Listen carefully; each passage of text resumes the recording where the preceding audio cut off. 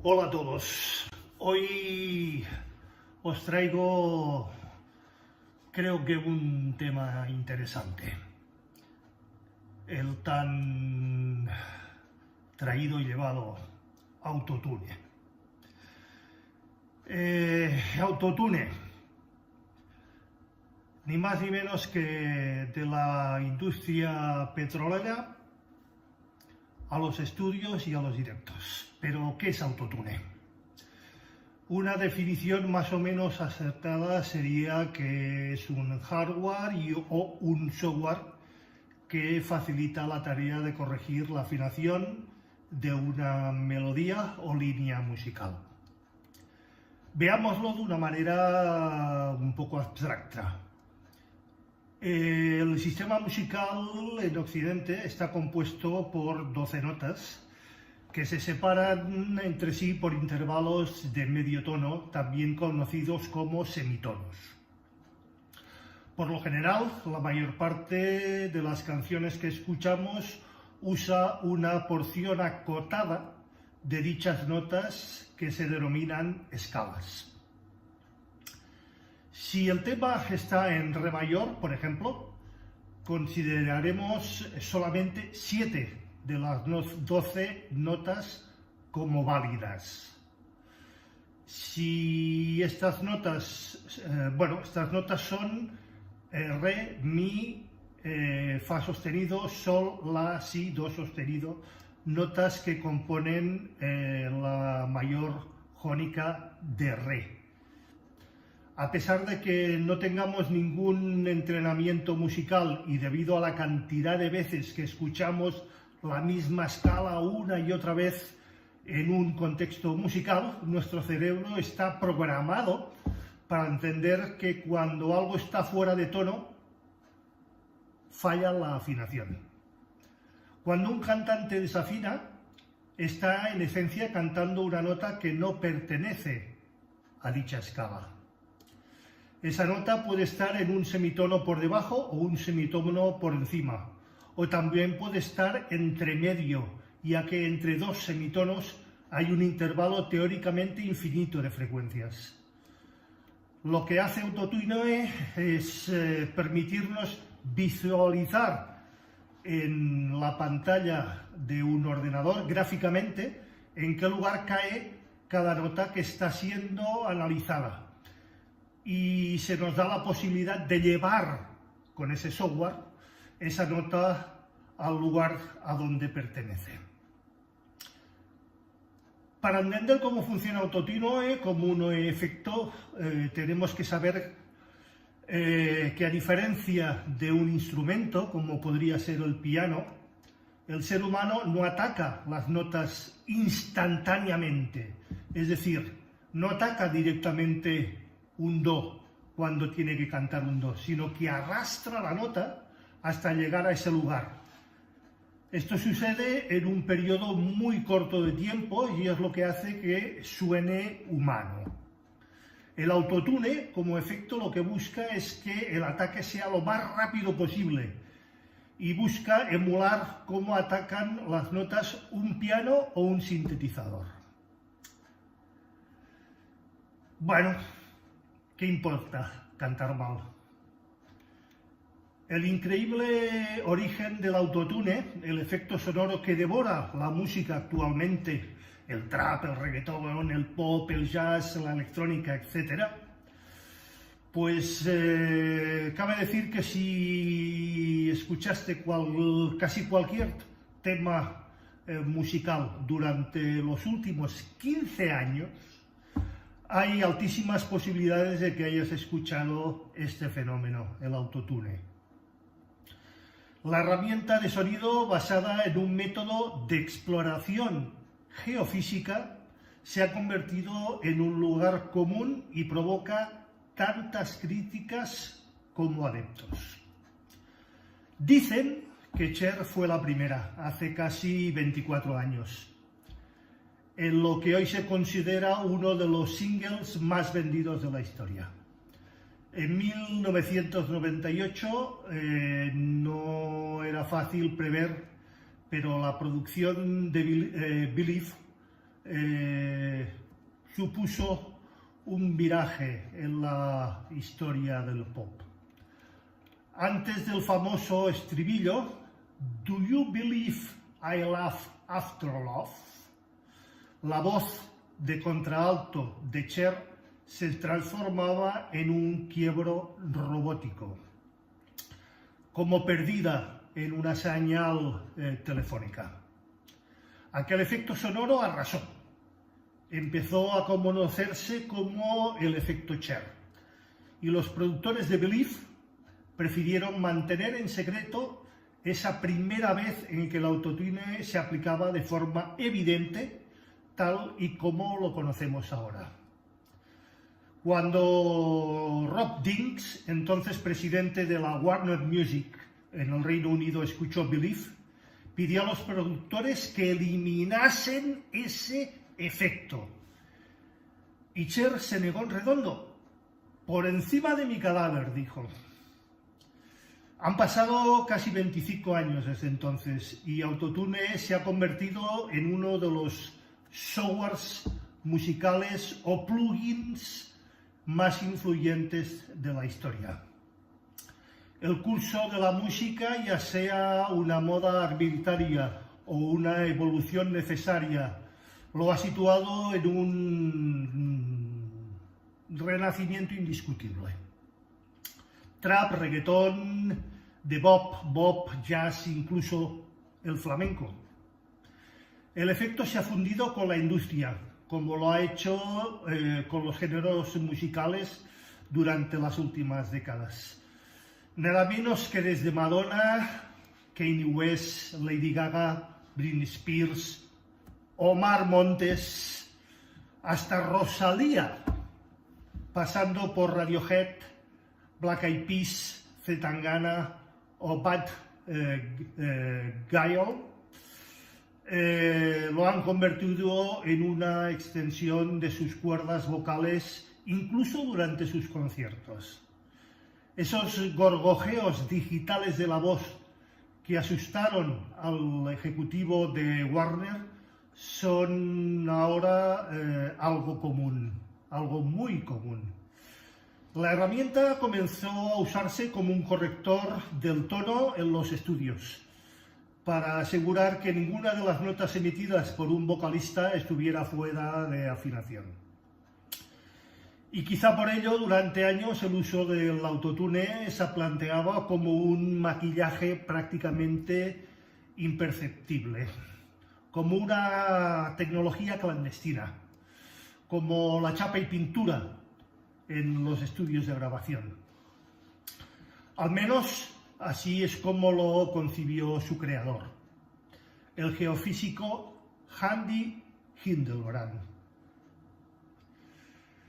De los yacimientos del Pretorio al estudio.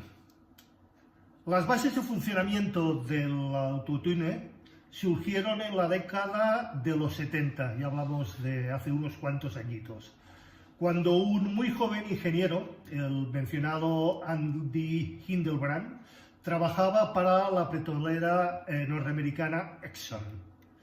Su trabajo consistía en desarrollar sistemas que interpretaran la vibración y la reflexión del sonido en las superficies de la Tierra para hallar yacimientos de petróleo.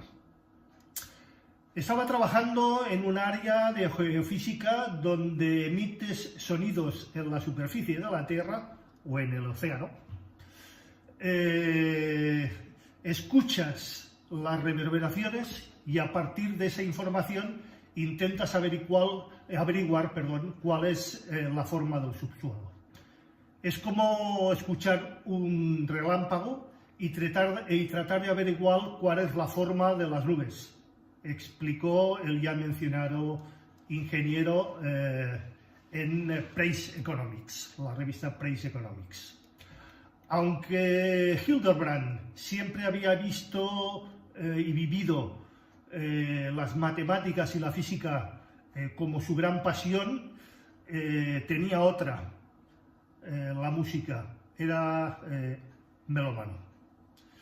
Cuando dejó Exxon, comenzó a estudiar composición nada más y nada menos que la Sheffield School of Music de la Rice University.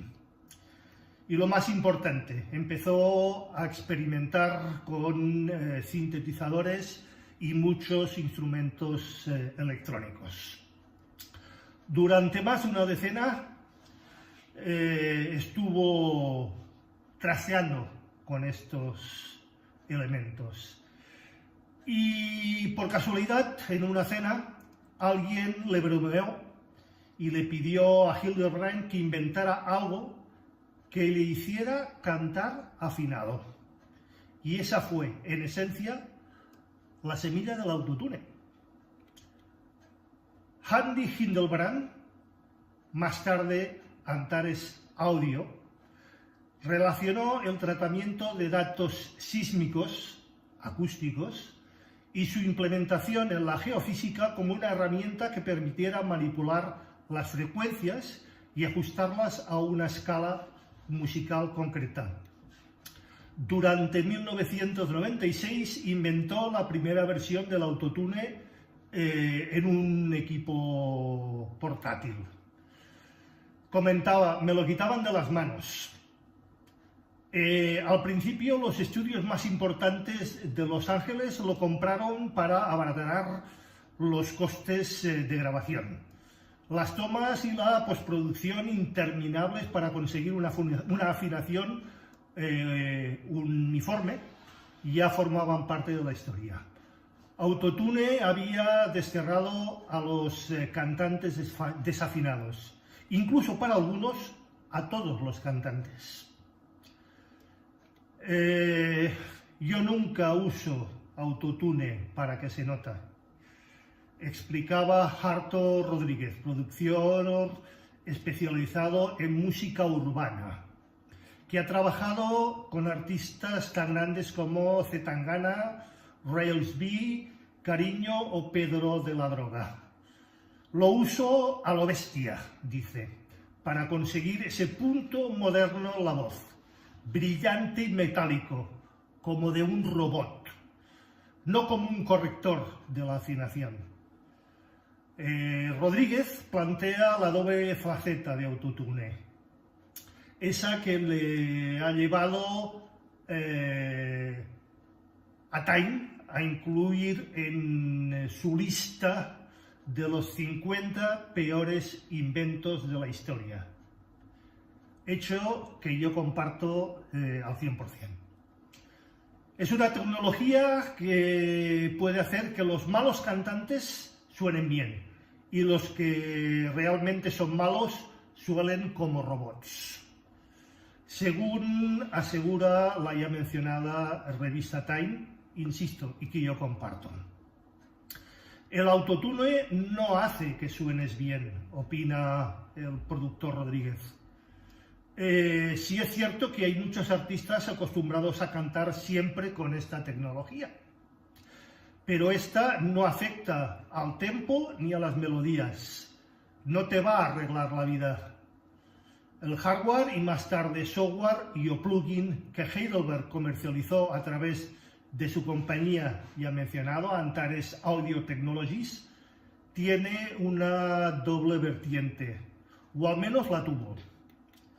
La de un recurso técnico para limpiar la voz y la de un recurso esotérico.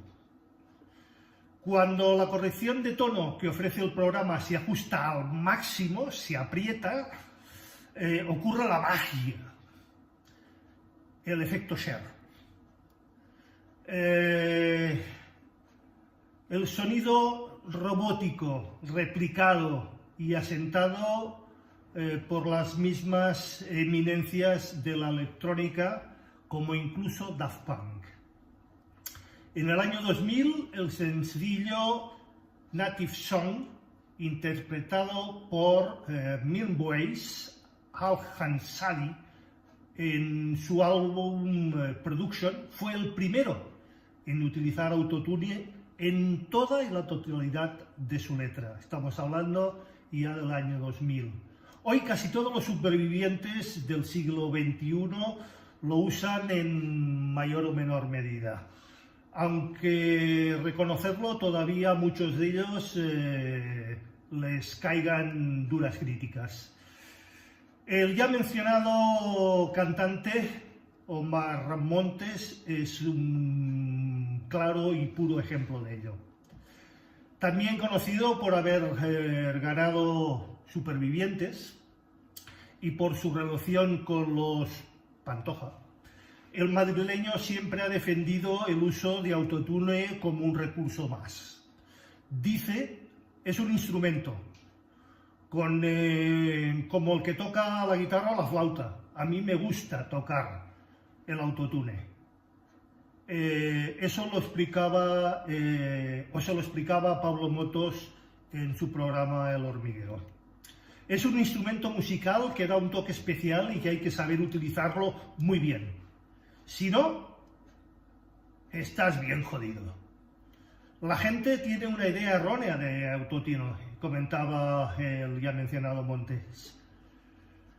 Las críticas que recibió por haberse filtrado un vídeo con su voz sin el tratamiento de estudio reflejan las ideas que asocian el autotune en el imaginario popular. La gente cree más en la técnica vocal y eso no es así, según él. La música depende mucho del flow personal y la performance que tenga el artista para grabar. Esto es lo que defiende Montes. Yo lo único que sé es que en la música hay que reinventarse y buscar la forma de llegar al público. Ahí tienes razón. Pero me recuerda a los años 60, cuando los músicos en Francia intentaron prohibir el sintetizador. Lo que ellos no vieron es que se pueden utilizar estas nuevas herramientas de una forma nueva, en lugar de utilizarlos solo para reemplazar los instrumentos que ya existen desde antes. Todo evoluciona muy rápido y cada vez hay más formas de grabar, insiste Montes. Partes de los ataques al autotune vienen por una premisa. La tecnología permite desafinar afinando. Ser cantante sin saber cantar. Y puede que no importe, porque el valor de ciertos géneros no reside en sus cualidades musicales, sino en lo extramusical. El estilo es lo que marca las pautas, apunta Harto Rodríguez. ¿Alguien se ha fijado alguna vez en la técnica vocal de los cantantes punk? No lo creo, porque no importa, dice Rodríguez. El estilo no lo demanda, no es necesario cantar bien. Lo que llega a la gente son otras cosas. La energía, la rabia, la actitud, los modos, las maneras. Si hablamos de música popular urbana, pasa algo parecido. Esa crítica de que es que la gente que hace trap no sabe cantar porque usan autotune. En algún caso puede ser, pero tampoco es imprescindible ser el mejor y más grande cantante. Insisto, según Harto Rodríguez. Si escuchas trap chungo y sucio, también buscas una voz así. Tampoco vas a esperar que una persona muy bien educada musicalmente y con una voz impecable se dedique al trap. Autotune is for pussies. Dicho de otra manera, autotune es para cobardes. Mientras que el invento de Heidelberg trascendía fronteras y géneros musicales, sus detractores alzaban la voz a principios de este siglo XXI. Por su origen, algunos músicos asocian autotune con la trampa en el estudio. el artificio para esconder una técnica vocal deficiente, unas melodías simples y encorsetadas en un canon de la afinación mainstream. En 2009, Jay-Z lanzó su sencillo DOA, Death of Autotune. El mismo año en que Christina Aguilera apareció públicamente con una camiseta que rezaba lo ya comentado anteriormente: Autotune is for pussies. El autotune es para cobardes, más o menos. Quien sepa inglés sabrá traducirlo mejor. Los críticos, y yo también, sostienen que el abuso de autotune ha matado y ha destrozado la disonancia, y con ella la imperfección de la voz humana, sobre todo en la música en directo. Si desaparecen todos los sonidos que se encuentran fuera de una escala escogida, no hay espacio para la espontaneidad, el vibrato natural, la ondulación de la voz y la expresividad. Un canto plástico, uniforme y sintético. Eso es para muchos, y también para mí, un uniforme sintético. Y el oído colectivo terminará por rechazar lo que escape de esos parámetros, o al menos eso esperamos. Para Nacho Marco, ingeniero de sonido, productor, DJ y profesor en la Escuela de Berkeley, Valencia, estas críticas no solo son demasiado conservadoras, sino poco fructíferas. Según él, es una herramienta en la que todo el mundo tiene acceso, y cada vez es más fácil y más barato acceder a ella. Democráticamente, la gente joven lo ha asimilado como la voz del momento. Si las cosas gustan porque sí, no se pueden hacer nada en contra de eso. Son las tendencias. Cuando se inventó el theremin, uno de los primeros instrumentos electrónicos, lo primero que hicieron los críticos, o muchos de ellos, fue compararlo con los timbres que ya existían, es decir, el violín, la viola, la voz humana. Dijeron que no estaba a la altura, simplemente comparándolo con lo preexistente.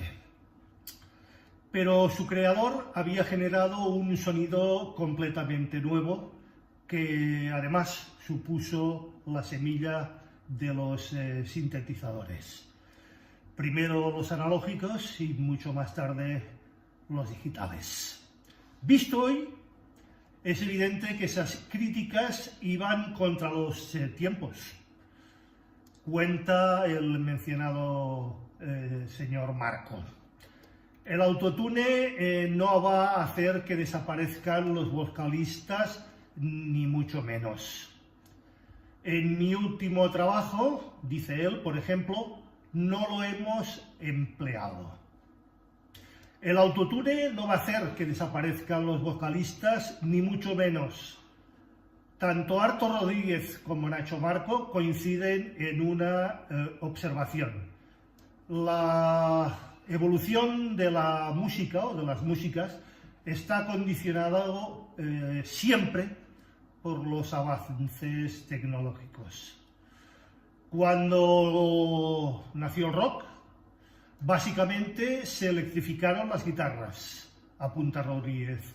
Durante el barroco, siglos antes de que se inventara el piano moderno, los instrumentos de teclado no permitían generar cambios en el volumen. En el clavicordio no existía el piano ni el forte.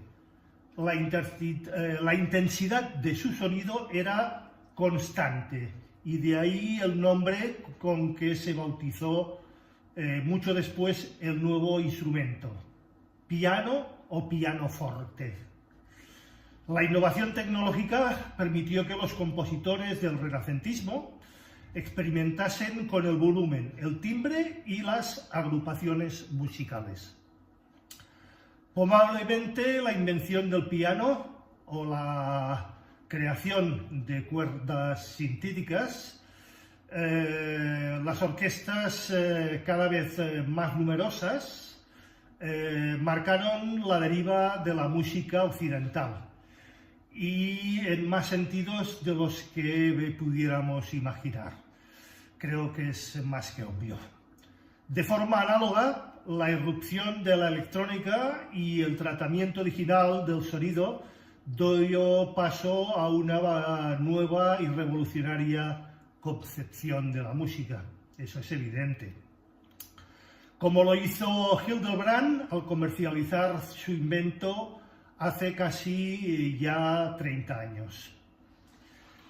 Si Autotune ha provocado la desafinación, o ha provocado que la desafinación deje de ser un obstáculo, que la técnica de los vocalistas sea prescindible, esto es inevitable. ¿Qué significa hoy ser un buen cantante? ¿Y un buen músico? ¿Quién sabe si me atrevería con el reggaetón? Lo haría como nadie, observaba la cantante, compositora Marta Medina. Silvia Estrada, la pólvora que llega de México, dijo: la música urbana es desoladora. Paula Coroto dijo: no sabemos cuál será la canción del verano, pero será reggaetón cultural. Vaya por Dios. Dado que la inteligencia artificial está ya en condiciones incluso de componer música, lo del autotune se va a quedar en una pequeña y minucia anecdotaria. Lo malo no es la herramienta, es el uso que se haga de ella. Trampas, parches, engaños, siempre lo ha habido y lo sabrá. ¿Qué os creéis? Muchos grupos de los años 60 y 70 del siglo pasado nunca grabaron ellos mismos sus canciones. Hay claros y grandes ejemplos. Lo hacían por ellos músicos especializados de estudio o de sesión. Al final es la misma pregunta, la pregunta de siempre. ¿Qué es arte? ¿Qué es arte? Si el autotune solo fuera el problema, si el autotune fuera solo el problema.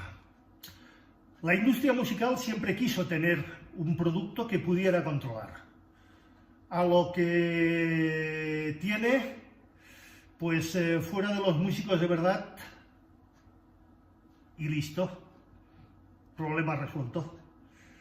El que proporcionaba a Jimi Hendrix sus ayudas para el sonido característico que le definía de los críticos, o lo defendía de los críticos, diciendo que él suministraba esos mismos efectos a muchos otros músicos, pero que solo Hendrix conseguía esos resultados. Bueno, también es verdad. Para muchos y para mí el autotune es a la música lo que el Photoshop a la fotografía, o al menos en sus comienzos. Luego se convirtió en una especie de Videoshop, porque retoca incluso al cantante en directo. Hay quien ve como parte de la cultura que hacemos creando, donde la falsedad lo posee y lo acapara todo, y es la premisa que prevale. Me recuerda una entrevista de hace unos años a un famoso, donde contaba que su padre tenía una granja lechera y que este se arruinó porque se negó a añadir agua a la leche. Y cada vez menos gente se la compraba, porque sabía demasiado intensa comparado con las que se podían comprar envasadas en los supermercados. No es problema del uso, es problema del sobreabuso. En el intermedio, el Gran Wyoming y su gente usan autotune para crear melodías de audio de las noticias más importantes del día o acontecidas durante la semana. Manipulan digitalmente grabaciones de voz de políticos, sobre todo, y otros personajes públicos o personajillos, para crear una melodía haciendo que parezca que estas personas cantan. Creo que lo habréis visto a los que sigáis ese programa y al Gran Wyoming. El debate está abierto. El debate sería sobre si es ético o no el uso del autotune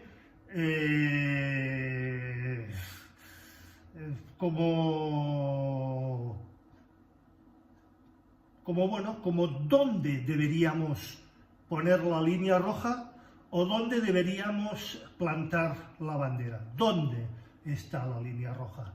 ¿Es ético grabar más de una toma en cualquier interpretación musical? ¿Es ético usar efectos que no pueden ser replicados en las interpretaciones en vivo? ¿Es ética la grabación multipista cuando ésta está más allá de lo que se puede conseguir por una banda en vivo?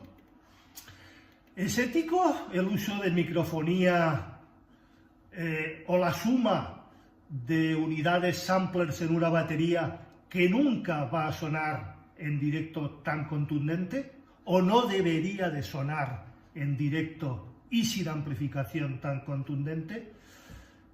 Todas estas preguntas, en mayor o menor medida relativas al uso o abuso del autotune, ciertamente tienen que ver con la filosofía que tengamos cada uno de nosotros de la música. Mucha gente piensa que la música grabada es una forma de dejar registro para la posteridad, que no necesariamente tiene que ser la representación fiel de esas interpretaciones en vivo, sino que tienen que sonar lo mejor que pueda.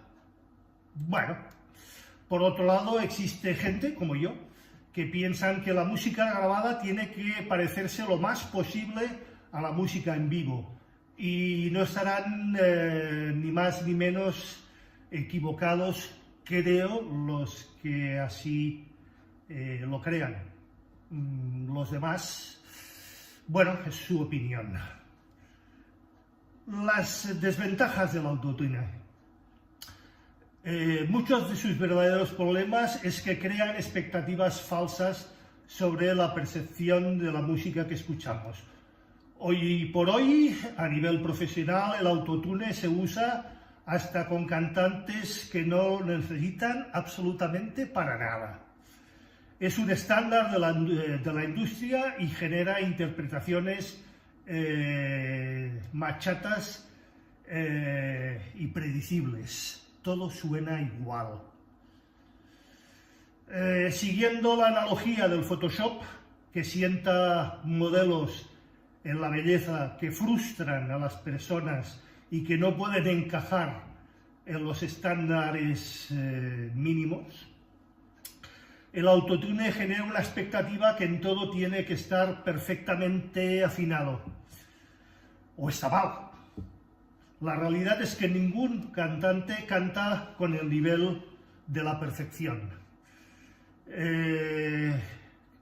Por supuesto, muy lejos de lo que se puede lograr utilizando autotune. Por lo menos por lo que hoy por hoy son los robots, sí, pero no los humanos. Los humanos tenemos y tienen, por muy buenos cantantes que sean, sus limitaciones. Algunos ejemplos de esto podrían ser que el autotune se usa extensivamente en las fases de definición y en los castings de muchos de los grandes concursos en televisión. Esto quiere decir que ni siquiera los cantantes que están vendiendo como que son la panacea y que cantan de la de Dios, pueden estar a la altura de lo que se espera de ellos en cuanto a canto y a la afinación, evidentemente en crudo, en directo o a capela, que se suele decir. Esto no es porque canten mal, sino porque no cantan con el molde, la perfección edulcorada y lo que la televisión nos pretende vender. También es usado hasta hartarse en series como Glee y en muchos casos con cantantes que pueden afinar perfectamente, como ya he mencionado antes. Las consecuencias directas de ese tipo de comportamientos vienen por el lado de la generación de personas que creen, acostumbrados a un nivel de imperfección inalcanzable, pues que estas herramientas deben ser utilizadas. No saben que la música la hacen los humanos, la hacemos los humanos, y que la magia no está en la perfección, sino en las emociones que esta música sea capaz de transmitirnos. Imaginad un mundo donde afinamos a los Beatles, a los Rollins, a los Who, o editamos hasta hartarnos a Bob Dylan. Mal, mal. Imaginad el primer disco de Black Sabbath con todas las notas perfectas y todas y cada una en su lugar. Horrible. Les quitaría toda la vida y toda la expresividad. Bueno, las ventajas del autotune. A pesar de lo ya nombrado, existen algunas cosas positivas en el uso de esta herramienta. Como herramienta para los compositores, a estos les permite composiciones de voces aceptables para presentar como maquetas lo más perfectas posibles. En este caso no pretenden engañar a nadie, sino que quieren que sus maquetas, sus canciones, sus composiciones sean lo más presentables posibles. También para conseguir tomas lo más rápido. Esto implica un menor tiempo en el estudio para el artista, menos costes. Hablamos de gente que puede cantar bien, pero que le cuesta sacarse los nervios de encima, o incluso les cuesta por estos nervios cantar afinado y ser expresivo y a la vez honesto al mismo tiempo. También para corregir errores puntuales. Esto evita tener que volver a grabar una y otra vez, takes y retakes, o incluso toda una obra por minúsculos erróneos fácilmente corregibles con el uso del autotune o, cuidado, algunos otros softwares que también existen similares.